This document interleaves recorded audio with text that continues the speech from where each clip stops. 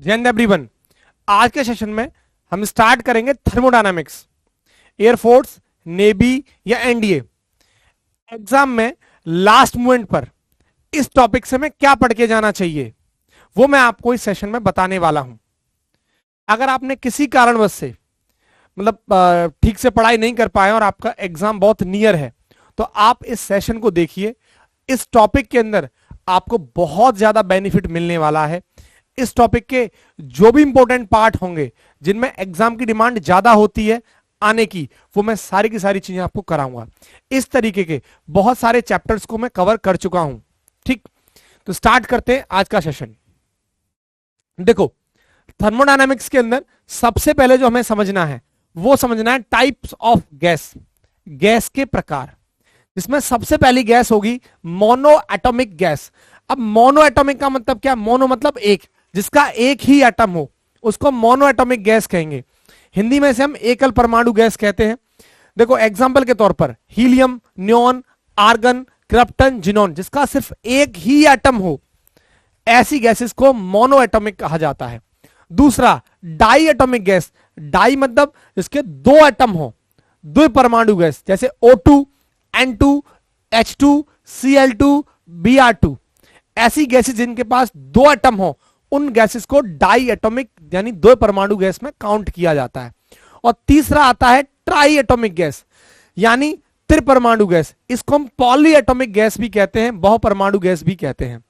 ये वो गैसेस हैं जिनके पास तीन एटम होते हैं, जैसे N3, O3, CO2, जिनके पास तीन एटम हो। जैसे यहाँ नाइट्रोजन के तीन, ऑक्सीजन के तीन, एक कार्बन का, दो ऑक्सीजन का, टोटल कितने हो गए? तीन। तो जिनके तीन एटम हो उन गैसेस को ट्राइएटॉमिक कहा जाता है। इसको बताने की मुझे जरूरत क्यों पड़ी? क्योंकि मुझे अभी आपको एक इंपॉर्टेंट टॉपिक बताना है जिसमें एयरफोर्स नेवी ने कई बार डायरेक्ट पूछ लिया है, डिग्री ऑफ फ्रीडम। देखो, डिग्री ऑफ फ्रीडम को हिंदी में स्वतंत्रता की कोटि कहा जाता है, इसको एफ से नोट करते हैं। ठीक है, मोनोएटॉमिक, डाइएटॉमिक, ट्राइएटॉमिक का जानना बहुत जरूरी था डिग्री ऑफ फ्रीडम के लिए। ठीक, क्वेश्चन इस तरीके से पूछ लेता है कि मोनोएटॉमिक, डाइएटॉमिक और ट्राइएटॉमिक, इनके लिए डिग्री ऑफ फ्रीडम की वैल्यू क्या होती है? तो ध्यान से इस चीज को देखना। देखो, डिग्री ऑफ फ्रीडम का जो फॉर्मूला है वो होता है F बराबर 3a माइनस बी, जहां पर a होता है नंबर ऑफ एटम, परमाणु की संख्या, b होता है नंबर ऑफ बॉन्ड, बॉन्ड की संख्या, बंद की संख्या, कि सिंगल बॉन्ड, डबल बॉन्ड, मतलब कितने बॉन्ड उसमें लगे हुए हैं, एक बॉन्ड, दो बॉन्ड।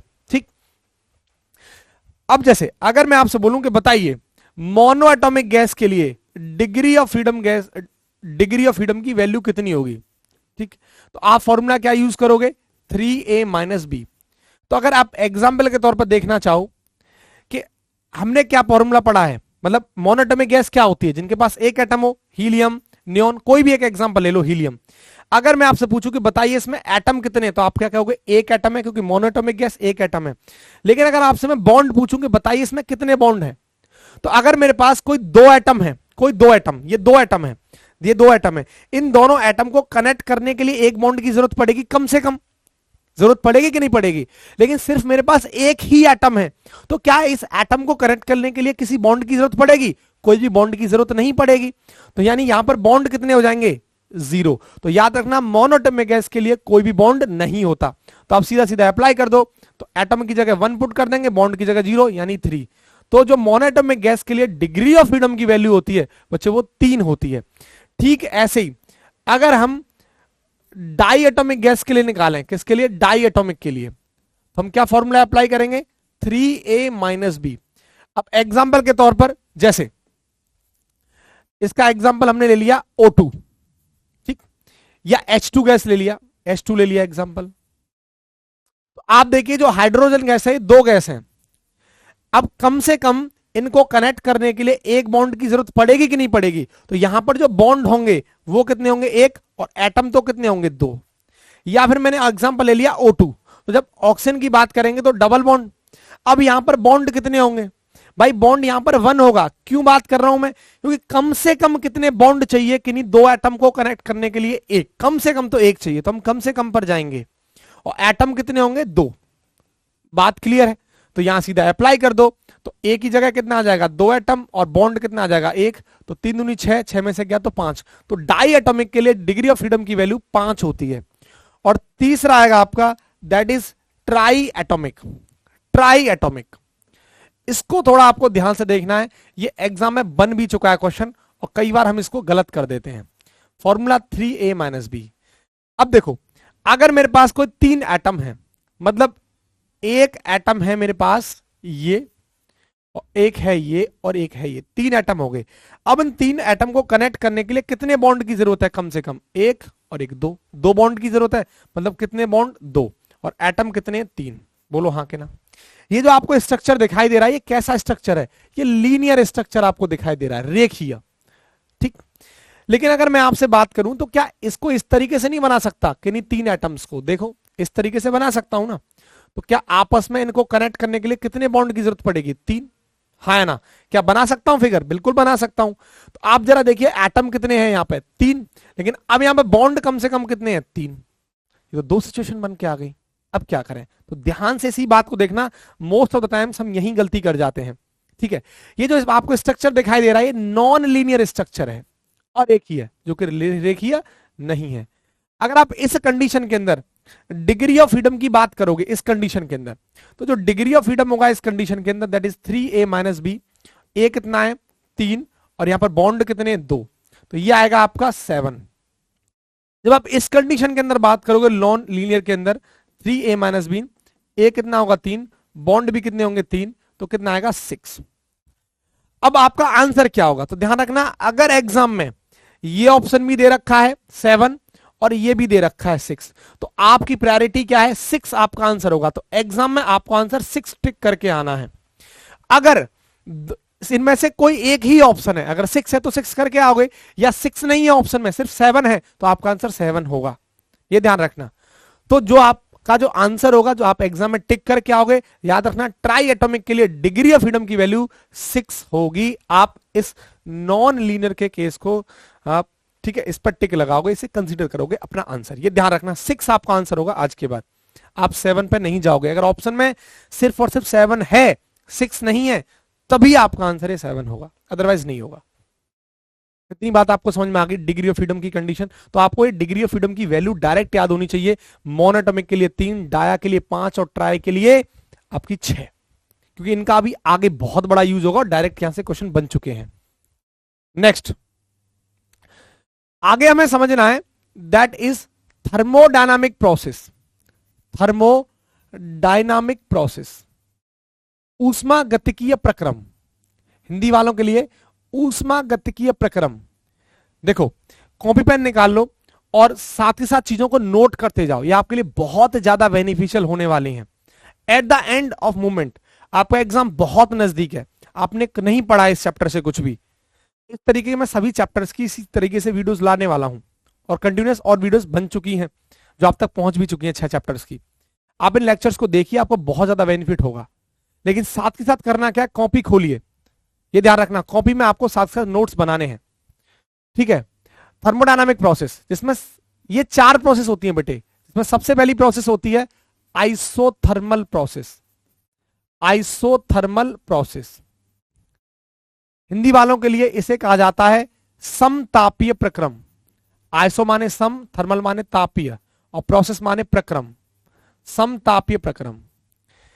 देखो, ये एक ऐसी प्रोसेस है जिसके अंदर टेम्परेचर कांस्टेंट रहता है। क्या रहता है? टेम्परेचर कांस्टेंट रहता है। टी यहां पे क्या है? तापमान है, टेम्परेचर है।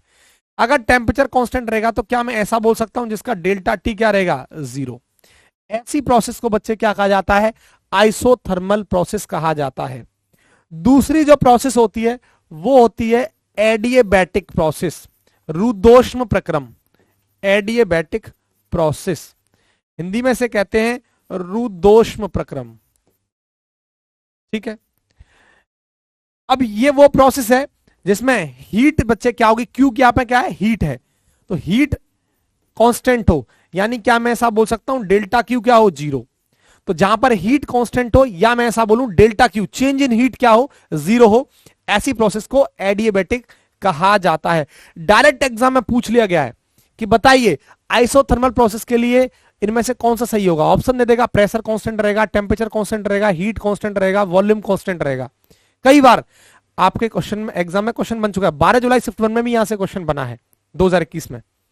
देखो, third question, that is isochoric, isochoric process बच्चे से हिंदी में कहते हैं सम आयतनिक प्रोसेस, सम आयतनिक प्रक्रम। इस प्रोसेस का मतलब है कि जिसमें वॉल्यूम कांस्टेंट हो। वी यहां पे क्या बच्चे, वॉल्यूम है, आयतन है, ध्यान रखना आयतन, वी आयतन है, वॉल्यूम है। या मैं ऐसा बोलूं कि डेल्टा वी क्या हो, जीरो। ऐसी प्रोसेस को क्या कहा जाता है, दैट इज आइसोकोरिक प्रोसेस कहा जाता है, समायतनिक प्रक्रम कहा जाता है। और जो चौथी प्रोसेस है दैट इज बच्चों आइसोबारिक प्रोसेस। आपको पता है कि प्रेशर की यूनिट क्या होती है, बार होती है, तो इसे हिंदी में क्या बोल सकते हैं, समदावीय प्रक्रम, समदावीय प्रक्रम। एक ऐसी प्रोसेस जिसमें प्रेशर क्या रहता है, कांस्टेंट रहता है, प्रेशर यानी दाब कांस्टेंट रहता है। या मैं यूं बोलूं डेल्टा पी क्या रहता है, जीरो, रहता है जीरो। ऐसी प्रोसेस को क्या कहा जाता है, आइसोबारिक प्रक्रम कहा जाता है। ध्यान रखना ये बात। अब इसमें खास बात मैं आपको जो बताने वाला हूं, जो बहुत जरूरी है आपके लिए, वो ध्यान से देखना है सभी को। आप सब लोगों ने एक फॉर्मूला पढ़ा होगा कैलोरीमेट्री में, ऑलरेडी मैं कंप्लीट लगभग 11th वाईटी पे करा चुका हूं, ठीक है। अग्निपथ बैच के नाम से चीजें मैं करा चुका हूं, वहां प्लेलिस्ट है, ठीक।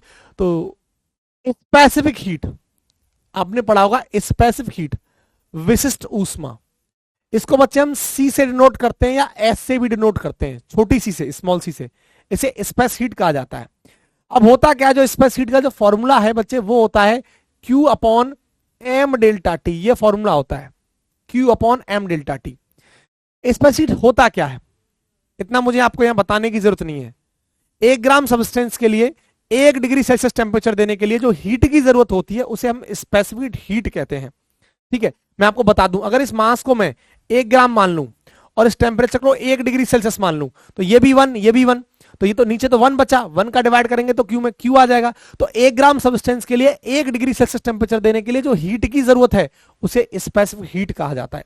खैर, कई बार एग्जाम में ध्यान रखना, इसकी यूनिट पूछ ली जाती है, इसकी यूनिट और डायमेंशनल फॉर्मूले, ये भी ध्यान रखना, ठीक है। आगे बढ़ते हैं। जो हमारा मेन काम है वो ये है कि अगर मैं आपसे बात करूं कि बच्चे आइसोथर्मल प्रोसेस के लिए बताइए स्पेसिफिक हीट की वैल्यू कितनी होगी फॉर आइसोथर्मल प्रोसेस, तो आप क्या कहोगे, भाई डेल्टा टी क्या हो जाएगा आइसोथर्मल के लिए, 0 हो जाएगा, और 0 का भाग देंगे तो क्या बन जाएगा, इनफाइनाइट। मतलब इनफाइनाइट किसके लिए है, ये फॉर आइसोथर्मल। ध्यान रखना, तो बहुत बहुत इंपॉर्टेंट क्वेश्चन आपके लिए। आइसोथर्मल प्रोसेस के लिए हमेशा स्पेसिफिक हीट की वैल्यू कितनी होगी, इंफिनिटी होगी। ठीक वैसे ही अगर मैं आपसे पूछूं कि एडियाबैटिक के लिए स्पेसिफिक हीट क्या होगा, तो फॉर्मूला क्या है, Q upon M delta T. अगर मैं इस Q को ऐसे मान के चलूं, ये डेल्टा Q है, चेंज है Q में, चेंज ही है, तो अगर मैं चेंज Q की वैल्यू को क्या पुट कर दूंगा, इसको 0 पुट कर दूंगा, 0 अपॉन एम डेल्टा टी, और इसका डिवाइड करूंगा तो क्या आ जाएगा, 0 आ जाएगा। तो ये किसके लिए आ गया, फॉर एडियाबैटिक, रुद्धोष्म प्रक्रम। तो याद रखना, रुद्धोष्म प्रक्रम यानी एडियाबैटिक प्रोसेस के लिए हमेशा स्पेसिफिक हीट की वैल्यू 0 होगी, और आइसोथर्मल के लिए इनफाइनाइट। यानी यहां से आपको एक स्टेटमेंट मिल गया कि जो इसकी जो वैल्यू है, किसकी वैल्यू, स्पेस हीट की वैल्यू, वो 0 से इनफाइनाइट के बीच में लाई करती है, ठीक है। तो the value of specific heat lies between 0 and infinity. 0 और इंफिनिटी के बीच में ये लाई करती है। इतनी बात समझ में आ गई। अगर हम बात करें आइसोकोरिक प्रोसेस की और आइसोबारिक प्रोसेस की स्पेसिफिक हीट के लिए, तो जरा ध्यान से देखो। अगर मैं आपसे बात करूं, जो स्पेसिफिक हीट का फॉर्मूला था that is Q upon M delta t. M mass है, Q हीट है, और डेल्टा टी क्या है, चेंज इन टेम्परेचर, ताप में परिवर्तन। तो ध्यान से देखो, अगर मैंने ऐसा लिख दिया यहां पे CB बराबर Q upon M delta T, तो बच्चे जो B है ना, ये वॉल्यूम है, क्या है, V वॉल्यूम है। तो इस पूरे को पता है अब क्या बोला जाएगा, इस पूरे को CB को बोला जाएगा specific heat at constant volume. Hindi वालों के लिए नियत आयतन पर विशिष्ट ऊष्मा, हिंदी वालों के लिए नियत आयतन पर विशिष्ट ऊष्मा। ठीक वैसे ही अगर मैं इसको ऐसे लिख दूं, Cp बराबर Q upon M delta T, यानी यहां पर जो आपको P दिखाई दे रहा है वो क्या है, ये प्रेशर है। P क्या है, दाब है, प्रेशर है। तो इसको क्या बोला जाएगा, specific heat at constant pressure, नियत दाब पर विशिष्ट ऊष्मा, ये होगा। अब इन दोनों का आपस में एक रिलेशन है बहुत अच्छा, सीपी और सीबी का, जो कि यहां से क्वेश्चन बन चुका है। सीपी में से अगर सीबी को माइनस कर देंगे, सीपी माइनस सीबी बराबर है आर के बराबर होगा। और इस जो रिलेशन आपको दिखाई दे रहा है, ये वाला जो रिलेशन, इसे मेयर्स रिलेशन कहा जाता है, या मेयर्स फॉर्मूला भी इसको कहते हैं। और ये एयरफोर्स के एग्जाम में बन चुका है कई बार क्वेश्चन। मेयर्स रिलेशन भी बोल देते हैं, या मेयर्स फॉर्मूला भी इसको बोल दिया जाता है, मेयर्स फॉर्मूला, है ना। जहां पर बच्चों सीपी आपको पता लग गया कि स्पेसिफिक कांस्टेंट प्रेशर है, ये स्पेसिफिक कांस्टेंट वॉल्यूम है। लेकिन जो आर है ये क्या है, ये बच्चे गैस कांस्टेंट होती है, गैस नियतांक। अब मैं आपको बता दूं, इस आर की कई बार यूनिट पूछ लिया एग्जाम में, और कई बार डायमेंशनल फॉर्मूला पूछ लिया, और इसकी वैल्यू पूछ ली है। तो इस गैस कांस्टेंट की जो वैल्यू है बच्चे, वो कितनी होती है, 8.314 जूल पर मोल केल्विन, ये होती है। अगर सीजीएस में आप निकालें तो लगभग इसकी होती है 2 कैलोरी अपॉन मोल केल्विन, ये एसआई में है, ठीक, इसकी इतनी वैल्यू होती है। अब इसका कई बार यहां से डीएफ भी पूछ लिया गया, डायमेंशनल फॉर्मूला, ठीक, ध्यान रखना है बात। आगे बढ़ा जाए, ठीक। तो ये आपके पास एक मेयर्स रिलेशन निकल के आ गया, सीपी माइनस सीबी बराबर आर। अगर आपसे मैं नोट डाल के एक बात पूछूं कि बताइए यहां पर सीपी बड़ा है कि सीबी बड़ा है, जो सीपी है आपके सामने एक सीवी है, कौन बड़ा है इनमें, तो आप क्या कहोगे, भाई सीपी बड़ा है। क्यों बड़ा है भाई, हम अगर ज्यादा में से कम को माइनस कर रहे हैं तो सामने वाला कैसा निकल के आ रहा है, पॉजिटिव आ रहा है कि नहीं आ रहा है। अगर ये नेगेटिव आता तो इसका मतलब क्या था कि सीवी बड़ा है, तो पॉजिटिव आ रहा है, इसका मतलब है आगे वाला बड़ा है जो पॉजिटिव है, तो CP always greater than CB, ये ध्यान रखना है आपको। अब आगे बढ़ते हैं, नेक्स्ट देखो। अब यहां पर जो सीवी की वैल्यू और सीपी की वैल्यू है, वो डिग्री ऑफ फ्रीडम की फॉर्म में आपको याद होनी चाहिए। सीवी की वैल्यू होती है F.2 इंटू आर, ये होती है, और सीपी की वैल्यू क्या होती है, सीवी से ज्यादा होगी। तो एक काम करिए, F.2 के साथ 1 को ऐड कर दीजिए, हो जाएगी ज्यादा, 2 आर का मल्टीप्लाई कर दो, ये इनकी वैल्यू होती है। अगर आप इसका रिलेशन देखेंगे, रिलेशन सीपी और सीवी का रिलेशन, तो वो कितना होगा, ये आ जाएगा 1+2 अपॉन एफ। या आप सॉल्व करके देख लीजिए ये बात। देखो जब सीपी की वैल्यू पुट करेंगे तो ये आ जाएगा F+2 अपॉन 2 इंटू आर, यही तो आएगा। और सीवी को पुट करेंगे तो क्या आ जाएगा, F.2 इंटू आर, जहां से आर से आर खत्म, 2 से 2 खत्म, बचा क्या, F+2 अपॉन एफ। तो एफ से एफ खत्म 1, और उधर पहुंच जाएगा तो क्या आ जाएगा, सीपी अपॉन सीवी क्या निकल के आ गया, 1+2 अपॉन एफ। ये इन दोनों का रेशियो है डिग्री ऑफ फ्रीडम की फॉर्म में। क्या रेशियो बच्चे, this is CP upon CB बराबर 1+2 अपॉन एफ। और इसे ही गामा के बराबर रखा जाता है, गामा। तो आपस में रेशियो है गामा